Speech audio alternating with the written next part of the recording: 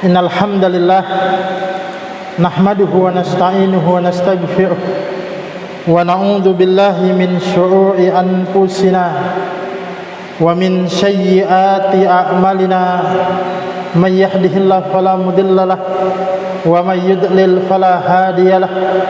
Asyhadu an la ilaha illallah wahdahu la syarikalah wa asyhadu anna Muhammadan abduhu wa rasuluhu la nabiyya ba'dah.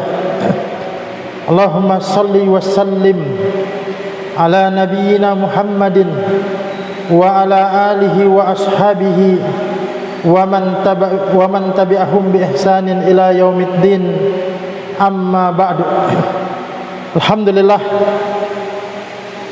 jamaah yang dimuliakan oleh Allah Subhanahu wa taala, kembali kita awali pengajian kita ini dengan ungkapan rasa syukur kita atas limpahan nikmat, limpahan karunia yang Allah limpahkan kepada kita.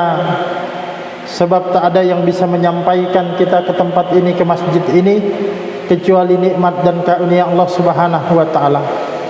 Salawat dan salam semoga senantiasa dilimpah curahkan kepada Nabi kita Nabi Muhammad sallallahu alaihi wasallam, keluarga, sahabat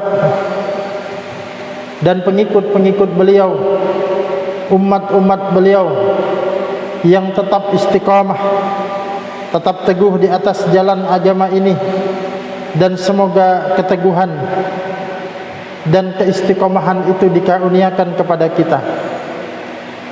Jamaah yang dimuliakan oleh Allah Subhanahu wa taala, kita melanjutkan pembahasan kita masih hal-hal yang terkait dengan solat jamaah. Jika pada pekan yang lalu kita membahas tentang tata cara mengingatkan imam yang tak salah di dalam solatnya, baik imam yang salah atau lupa dalam gerakannya maupun yang salah atau tak lupa di dalam bacaannya, maka malam ini kita akan membahas tentang perintah merapatkan dan meluruskan shaf atau barisan di dalam salat. Jamaah yang dimuliakan oleh Allah Subhanahu wa taala, di dalam buku ini ada 3 hadis yang dibawakan. Nanti kemudian kita akan baca hadisnya, lalu kita akan ambil faedah-faedah, ambil pelajaran-pelajaran penting di balik hadis itu. Hadis yang pertama adalah an Anasin anna Nabiyya sallallahu alaihi wasallam qala sawwu sufufakum fa inna taswiyatas saffi min tamamis shalah. Kata Nabi dari Anas bin Malik bahwasanya Nabi sallallahu alaihi wasallam beliau bersabda, rapatkanlah barisan salat kalian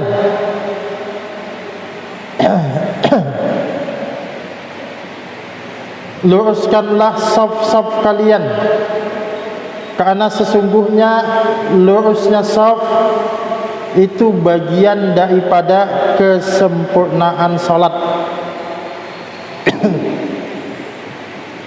Kalau di dalam ini hadis ayat Imam Bukhari dan Muslim, lafaz yang tadi adalah lafaz Imam Muslim.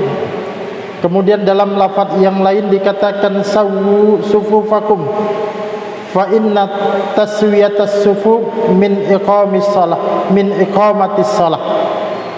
Luruskanlah saf kalian, karena lurusnya saf adalah bentuk menegakkan salat berjamaah. Kemudian hadis yang kedua juga dari Anas bin Malik, qala, ia berkata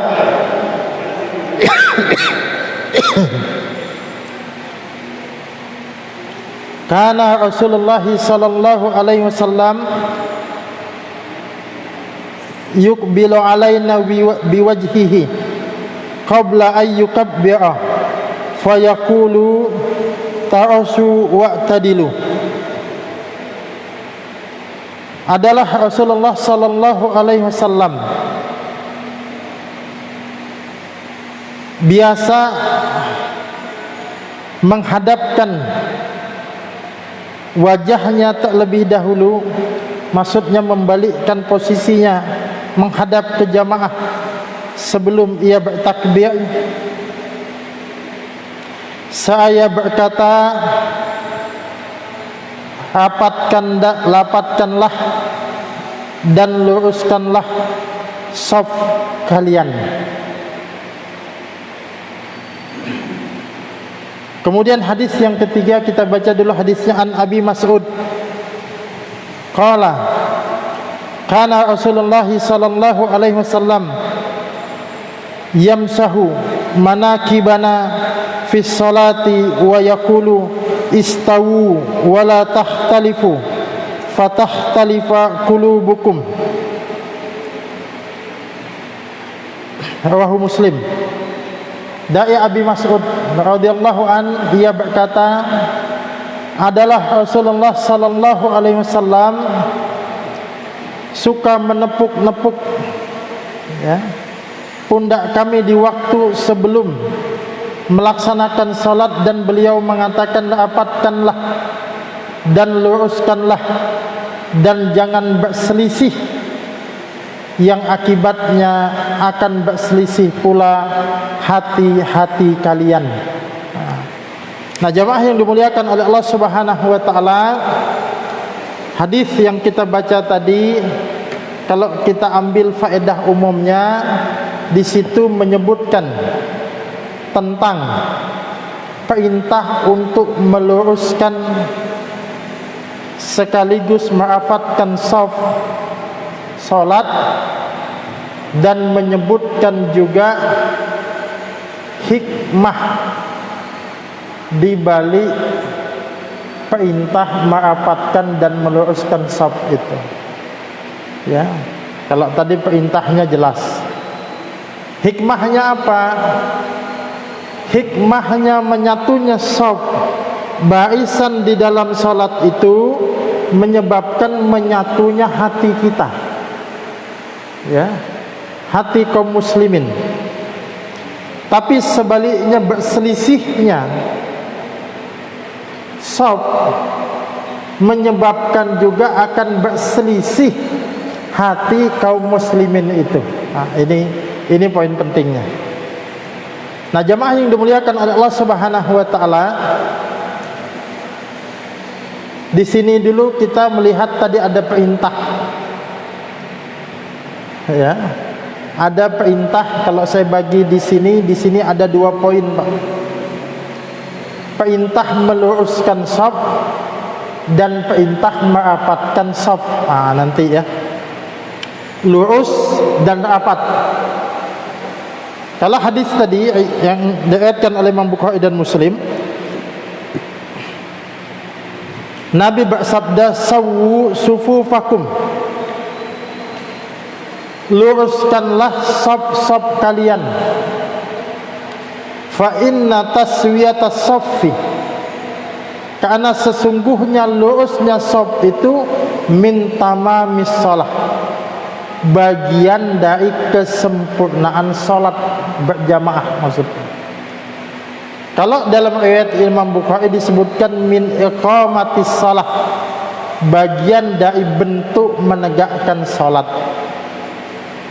Memang para ulama di sini berbeda pendapat tentang hukum meluruskan dan merapatkan shaf ini. Bedanya itu apakah wajib atau sunnah? Ya, sebagian mengatakan sunnah, tidak sampai wajib. Kenapa?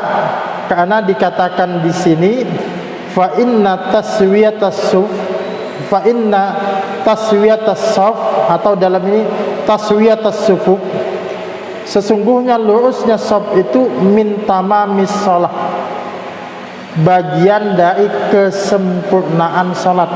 Artinya itu hanya kesempurnaan saja, ya. Artinya bukan kemudian sesuatu yang wajib, tapi ini bagian daripada kesempurnaan saja. Artinya kalau tidak sampai itu salatnya tetap sah, ya. Tapi tentu ada yang kurang di situ. Sebagian lagi tetap mengatakan wajib. Kenapa? Nanti melihat begitu tegas, ya, dan begitu banyak nanti hadis-hadis yang memerintahkan untuk meluruskan shaf, dan begitu perhatiannya Nabi untuk meluruskan shaf ini. Nah, jamaah yang dimuliakan oleh Allah Subhanahu wa taala, kita kalau melihat, saya sering mengatakan di sini para ulama itu berbeda dalam hal hukum, tapi tidak berbeda di dalam hal amalan. Mau kita pegang yang wajib, mau kita pegang yang sunnah, intinya meluruskan dan merapatkan shaf itu baik, ya. Bahkan ada ancaman tadi, ya, jangan menyelisihi, karena menyelisih itu bisa menyebabkan hati kalian juga berselisih. Nah, di sini, jadi di balik beda pendapat itu kita ketemu titik temu. Titik temunya bahwa meluruskan dan merapatkan shaf itu diperintahkan. Diperintahkan dulu. Apakah perintahnya wajib apa sunnah? Yang jelas perintah. Yang namanya perintah itu tentu kita amalkan, itu jauh lebih baik. Nah, kemudian itu tadi meluruskan. Bagaimana dengan merapatkan? Di sini ada hadis dari Anas juga yang diriwayatkan oleh Imam Bukhari, ya. Qala Anas berkata, uqimatis shalah fa aqbala alaina Rasulullah sallallahu alaihi wasallam biwajhihi. Iqamat telah dikumandangkan, kemudian Rasulullah sallallahu alaihi wasallam menghadap ke kami dengan wajah beliau. Artinya Nabi berbalik. Nah, ini bagian daripada sunnah juga. Imam sebelum sholat itu berbalik, ya, menghadap ke makmum. Faqala, dan kemudian Nabi mengatakan, aqimu sufufakum. Kata Nabi, luruskanlah shaf kalian, wa ta'asu, dan rapatkanlah, fa inni araakum min wara'i dhahri, karena aku melihat kalian dari balik punggungku, ya. Jadi Nabi itu melihat, rapatkan dan luruskan, kan begini bisa melihat. Nah, kalau tadi aqimu sufufakum sudah jelas meluruskan. Wa ta'asu, dan rapatkanlah. Di sini yang kemudian nanti, ya, para ulama juga kemudian berbeda pendapat, apakah rapat ini harus kemudian menempel? Apakah menempel itu sebagai sarana untuk meluruskan saja? Maksudnya itu begini, memang tujuannya itu lurus. Nah, menempel itu adalah jalan supaya kita tahu dia bisa lurus. Tapi bukan berarti wajib nempel. Ini sebagian penjelasannya begitu. Artinya kalau kita sudah lurus walaupun nggak nempel nggak apa-apa. Ada sebagian yang kemudian menjelaskan demikian.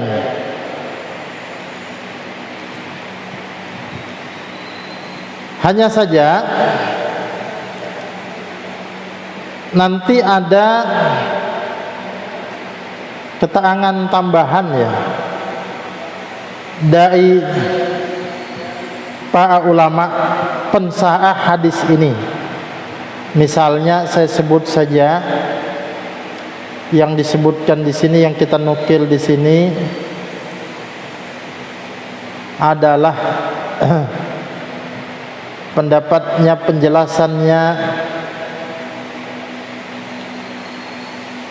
Imam As-Suyuti.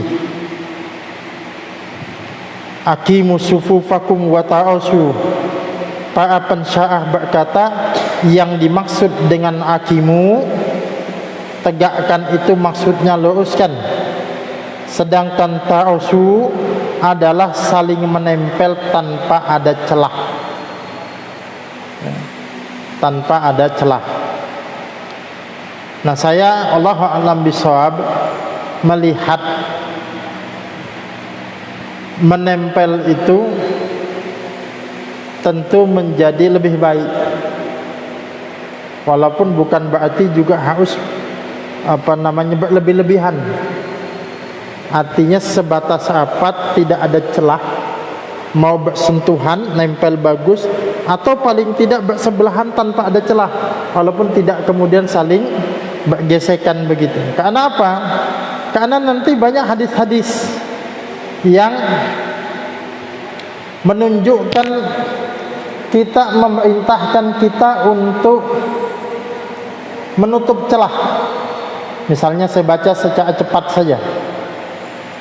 Misalnya hadis dari Abdullah bin Umar. Ya. Rasulullah sallallahu alaihi wasallam menyiapkan shaf dalam jamaah, beliau memerintahkan makmum. Kata Nabi, luruskanlah shaf agar kalian bisa meniru shafnya malaikat. Luruskanlah pundak-pundak dan tutup setiap celah, dan buat pundak kalian luas untuk teman kalian, serta jangan tinggalkan celah-celah untuk setan. Siapa yang menyambung shaf, maka Allah akan menyambungnya, dan siapa yang memutus shaf, Allah akan memutusnya. Nah, di sini kan memang tidak disebut secara langsung tempelkanlah, memang tidak disebut. Tapi di sini ada perintah untuk menutup semua celah, ya, menutup semua celah.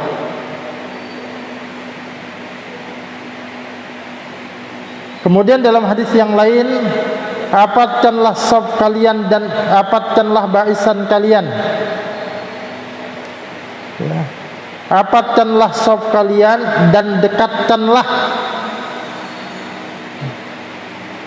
Luruskan pundak dengan pundak, demi Allah zat yang jiwaku berada di tangannya, sungguh aku melihat setan masuk di salah-salah shaf seperti anak kambing.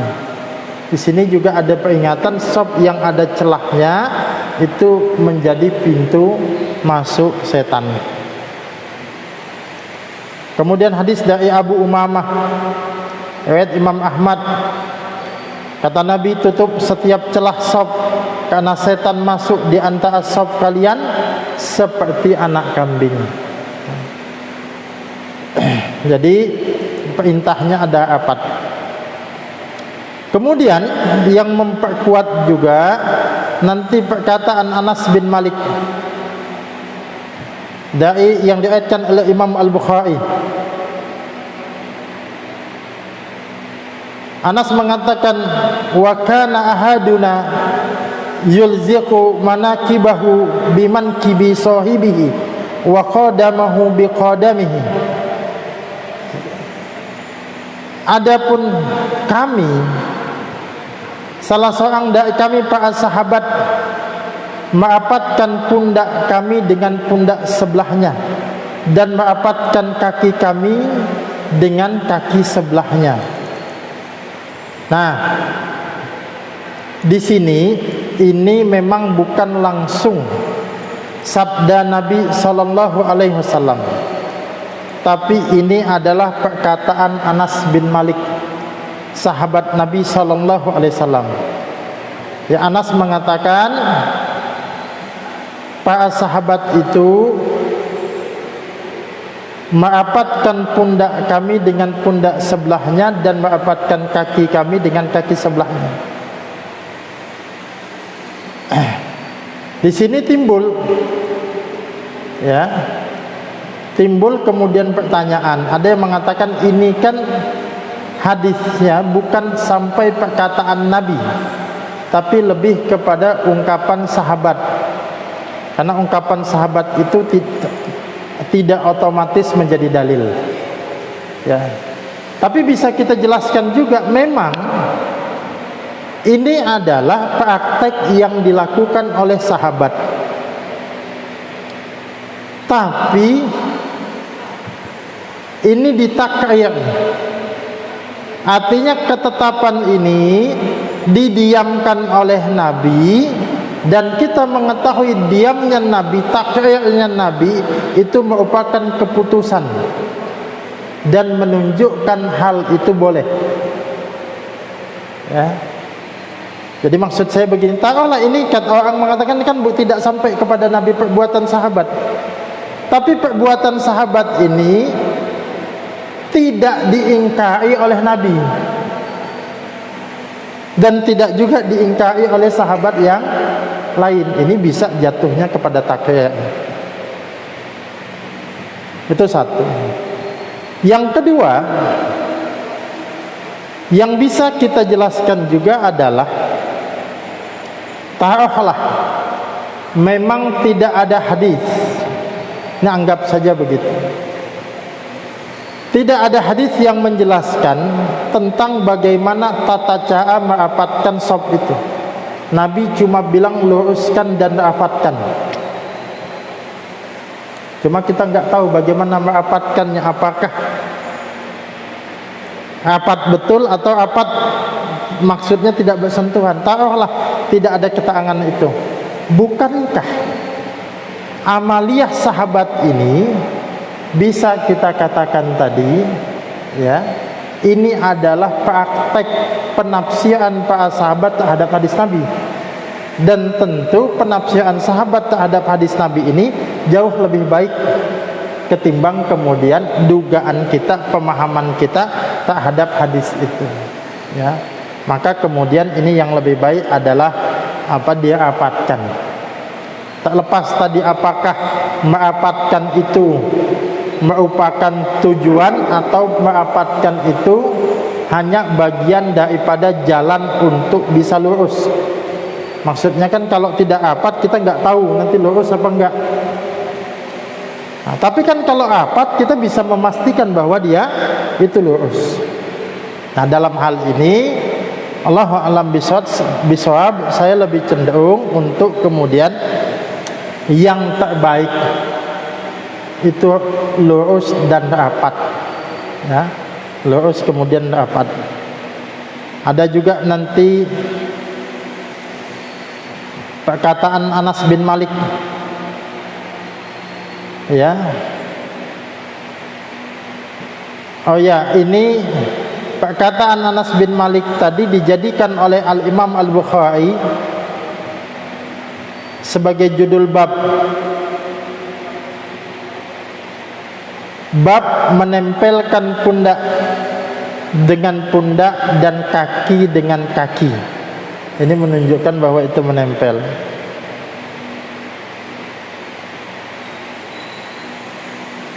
An-Nu'man bin Bashir mengatakan, aku melihat seorang di antara kami menempelkan pundaknya dengan pundak sahabatnya.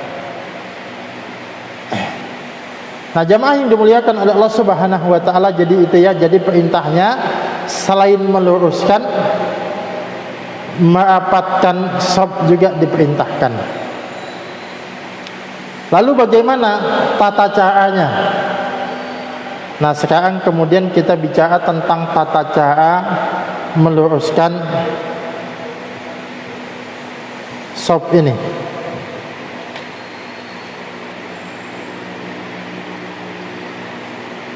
Nah, secara singkat saja jemaah yang dimuliakan oleh Allah Subhanahu wa taala, yang pertama meluruskan mata kaki. Yang jadi patokan kita mata kaki. Yang kedua, meluruskan pundak. Yang ketiga yang ingin saya sampaikan adalah berlemah lembut dalam merapatkan shaf. Ini 3 hal yang kemudian patut untuk kita jadikan perhatian. Syekh Al-Utsaimin menjelaskan yang menjadi patokan meluruskan shaf adalah pundak untuk bagian atas, ya bagian atas badan, dan kaki untuk bagian, dan mata kaki untuk bagian bawah badan. Ya. Jadi supaya jelas itu pertama mata kaki di bawah, di atas patokannya pundak. Nanti kita lanjutkan, ada perkataan Syekh Al-Utsaimin juga dalam majmu' fatwanya beliau, meluruskan shaf adalah dengan meluruskan mata kaki, bukan meluruskan jari-jari. Karena mata kaki itu yang menjadi tumpuan badan, sebab ia berada di bawah betis, dan betis yang menjadi tumpuan paha, dan paha yang menjadi tumpuan badan. Adapun jari jemari, terkadang ada orang yang tinggi badannya sehingga panjang jarinya, dan orang yang di sebelahnya terkadang pendek. Maksudnya jangan kita patok lurus itu lurus jari depan ini, Pak. Karena kalau lurus jari depan ini itu ya anak kecil dengan orang besar beda. Orang yang tinggi dengan orang yang pendek beda. Mata yang kita patok itu adalah mata kaki kita. Ya, mata kaki kita. Ya bersebelahan mata kakinya. Untuk atas adalah tadi pundak, sebagaimana tadi perkataan juga Anas bin Malik, merapatkan pundak kami dengan pundak sebelahnya dan merapatkan kaki kami dengan kaki sebelahnya. Nah, sehingga apa? Sehingga kalau bahu atau pundak ini menjadi patokan, itu artinya kita dalam merapatkan shaf itu juga tidak terlalu lebar, Pak. Jangan nanti ngejak kaki. Nah, ini kan kadang ada sebagian tuh. Orang di sebelah agak jauh, sebelah agak jauh. Karena patokannya yang penting kaki rapat, dibuka kakinya lebar-lebar.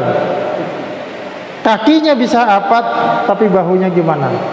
Ya, maka yang tepat itu ya kita tidak terlalu tertutup. Ya, kaki kita tidak terlalu tertutup. Ya, tidak tertutup begini kan susah merapatkannya. Tapi juga tidak terlalu terbuka. Nah, tapi bahu kita ini lurus dengan kaki kita. Nah, sebelah kita rapat, bawahnya rapat, dan juga atasnya rapat.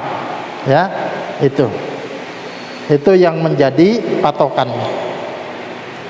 Nah, kemudian jamaah yang dimuliakan oleh Allah Subhanahu wa taala, yang ingin kita pertegas juga adalah berlemah lembut.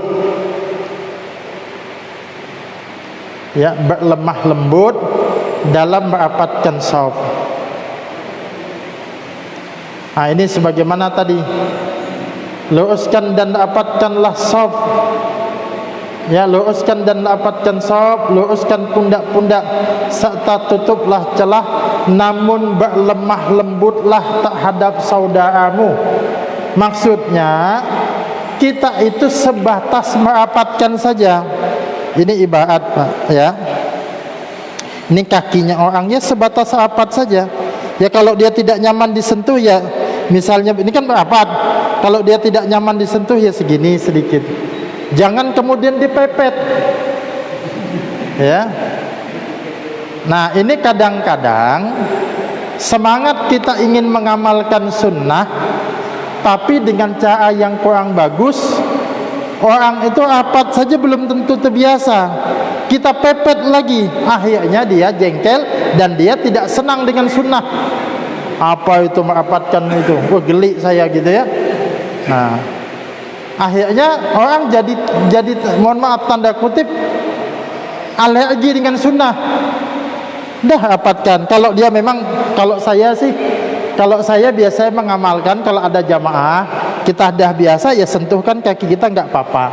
sebatas menyentuhkan aja, sentuhkan nggak apa-apa. Tapi saya lihat kalau orang ini, apalagi saya belum tahu, apalagi di ini, ya sudah, ibaratnya itu ya nggak ada celah tapi juga nggak sampai nyentuh, ya sudah segitu aja. Nah, lalu bagaimana nanti dengan orang yang merasa enggan? Entah merasa enggan itu karena ilmunya yang belum sampai, belum terbiasa, ya belum terbiasa dengan hal begitu, atau dia juga bisa jadi salah paham. Ya setelah coba kita rapatkan dia kemudian menjauh, tidak usah dikejar Pak, ya biarkan saja, ya biarkan saja. Insya Allah salat kita juga tetap akan sah. Ketimbang tadi saya bilang orang merapatkan di pinggir, ya injak, lama-lama diinjaknya Pak, dan itu banyak kejadian, ya artinya ada beberapa lah kejadian yang cerita sama saya. Nah kalau begini kita tidak bisa menyalahkan, tapi tidak juga bisa membenarkan teman kita itu. Bisa jadi prosesnya yang salah. Atau ada tadi yang saking pengen rapatnya dia begini, ya karena apa? Karena yang dia anggap rapat itu cukup hanya kaki saja, padahal bahu, ya. Nah kalau saya pribadi, Allahu a'lam bishawab, memandang tujuan utamanya itu adalah untuk lurus, ya, nyasop lurusnya kaki, lurusnya bahu, ya, dan kemudian rapat itu juga baik. Tapi kemudian tidak harus berdesak-desakan, tidak harus berhimpit-himpitan, kasih kelonggaran. Makanya kita lihat kalau sopnya itu cukup, masuk celah. Tapi kalau tidak cukup, ya sudah, kita longgar yang satu mungkin bisa ke belakang. Jangan berdesak-desakan. Karena apa? Karena kalau berdesak-desakan itu kita juga tidak nyaman kondisi sholatnya. Sholatnya pasti kemudian tidak nyaman. Apalagi kalau di sebelah sini orangnya gemuk kayak saya Pak, sebelah kirinya gemuk, yang di tengahnya kecil Pak. Wah itu bisa penyet itu Pak, ya. Nah waktu berdirinya sih mungkin masih bisa, pas begitu duduk tahiyatnya terhimpit dia, tambah susah lagi nanti.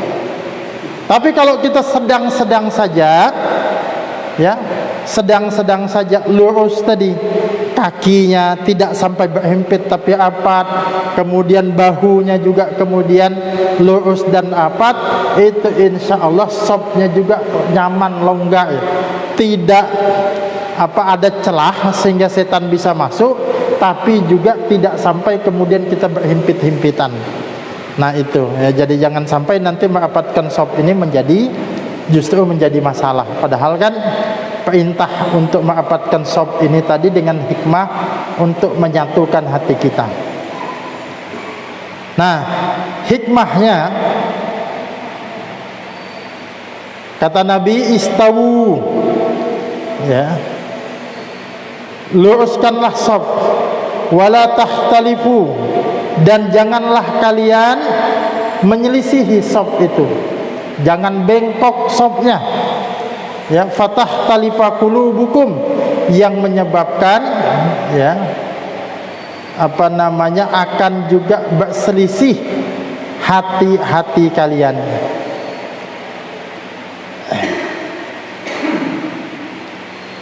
Jadi jamaah yang dimuliakan oleh Allah Subhanahu wa taala, ini mungkin ya penting untuk kemudian kita praktekkan secara bijak.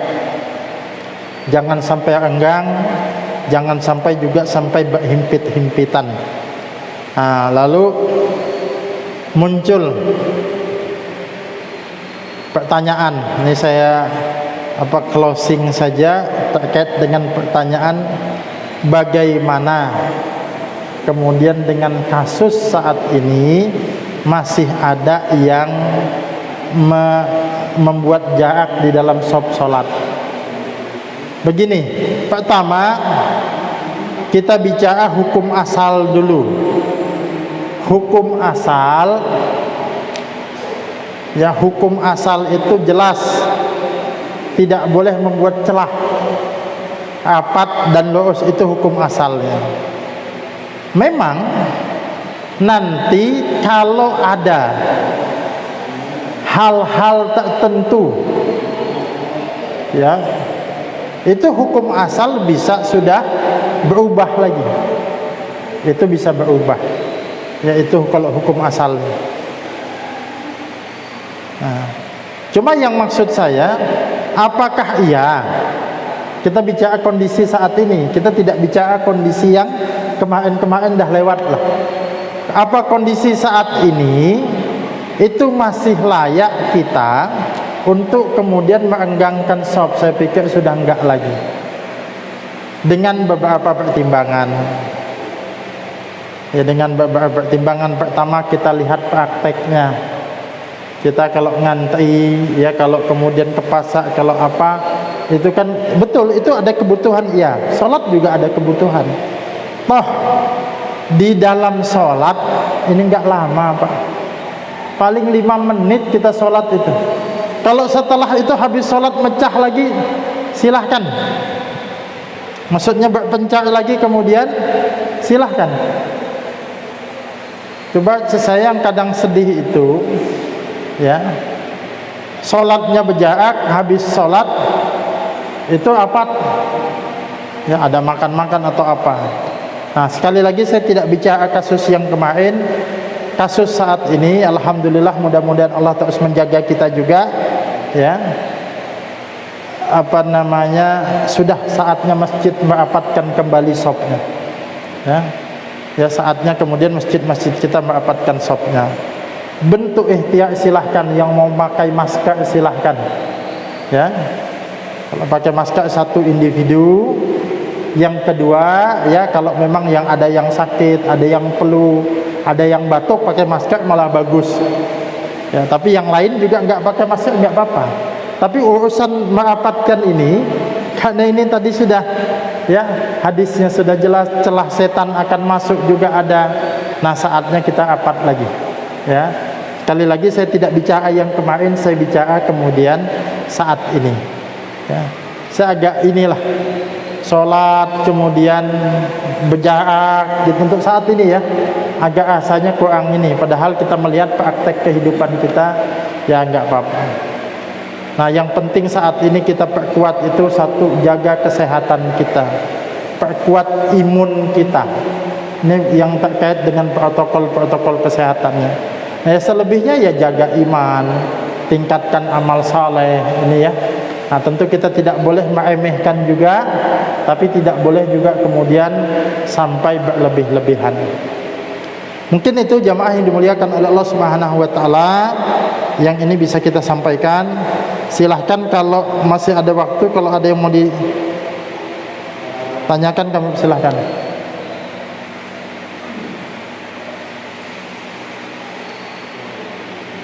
Kalau memang ada.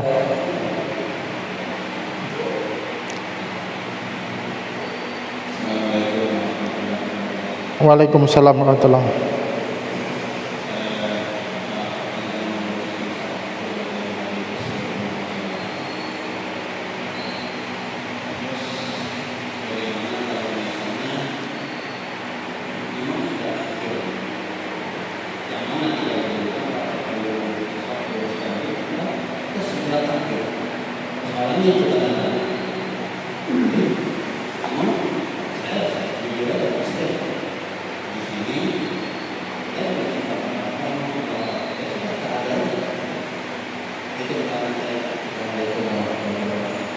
Ya, yang pertama, perintah untuk meluruskan shaf itu adalah perintah imam. Nah, ini maka perhatian juga para imam, jangan buru-buru bertakbir, maka berbalik, ya, menghadap ke jamaah atau menengok minimal ke jamaah, luruskan dan rapatkan shafnya baru bertakbir. Lalu bagaimana kondisinya? Imam sudah bertakbir, kita sebagai makmum ini apakah meluruskan shaf yang lain dulu baru takbir? Jawaban saya,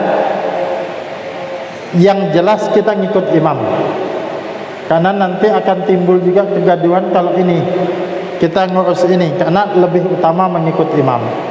Karena tadi tanggung jawabnya imam. Tapi kecuali sebatas kiri kanan kita, yang itu tidak memakan waktu lama, itu boleh. Ya, artinya tidak kan pokoknya imam begitu bertakbir kita harus ikut. Misalnya kita nih mau takbir, imam udah takbir, tapi rapatkan dulu. Allah Akbar. Tapi kalau itu menghabiskan waktu kita cukup lama, ya, yang di ujung sana belum, di ujung sana belum, ya, malah padahal sholat sudah ditegakkan. Nah, kita ikut imam aja. Tapi kalau kiri kanan sebatas ayo Pak rapat, ayo Pak rapat, nah itu enggak apa-apa, karena kita bisa ngikut imam. Ada satu boleh Pak, silahkan.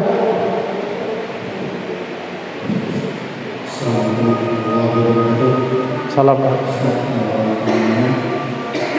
Ini misalnya sholat subuh, rakaat pertama itu betul, rakaat kedua dia membaca rakaat pertama sebenarnya silakan, rakaat kedua dia membaca wajah sampai wajah lupa apakah dia itu takbir ruku atau mengganti ayat. Bagaimana Ustaz? Ya, boleh saya jawab singkat, boleh dua-duanya Pak. Kalau dia mau melanjut dan misalnya kan mentok sudah dicoba kok blank gitu ayat itu, ada dua pilihan. Yang pertama, dia bisa mengganti dengan ayat lain. Nah, hendaknya dia menyelanya dengan membaca basmalah, ganti ayat aja lah, pada lupa kan gitu, Al-Ikhlas saja sudah kan gitu. Atau boleh juga dia langsung ruku. Nah, karena memang tidak mengharuskan habis. Yang kedua, surah itu juga hukumnya sunnah. Nah, jadi seandainya pun dia ruku, ya sudah, nggak apa-apa gitu ya. Nah, itu. Jadi ada dua pilihan itu. Ya,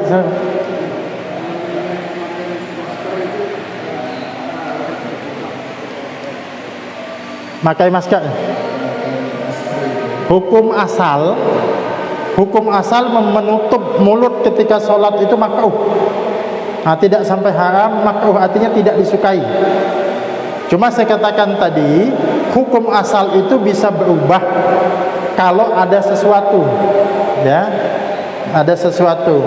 Nah, misalnya kemarin kondisi pandemi itu jadi boleh.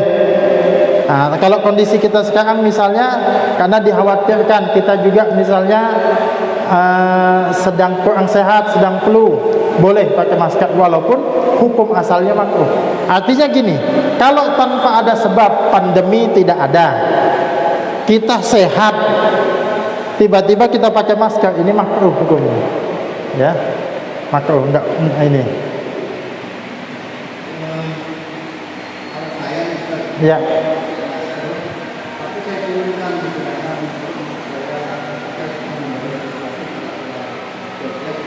Ya, ya itu meminimalkan aja, boleh aja. Kalau aneh ya dibuka sekalian, kalau kita yakin ya dibuka sekalian. Cuma maksud saya tadi juga, memakai masker ini lebih ringan ketimbang kemudian merenggangkan soft tadi, ya. Nah itu. Ya, mudah-mudahan ada manfaatnya. Insyaallah kita lanjut pekan depan. Subhanakallahumma wa bihamdika asyhadu an la ilaha illa anta astaghfiruka wa atubu ilaik. Assalamualaikum warahmatullahi wabarakatuh.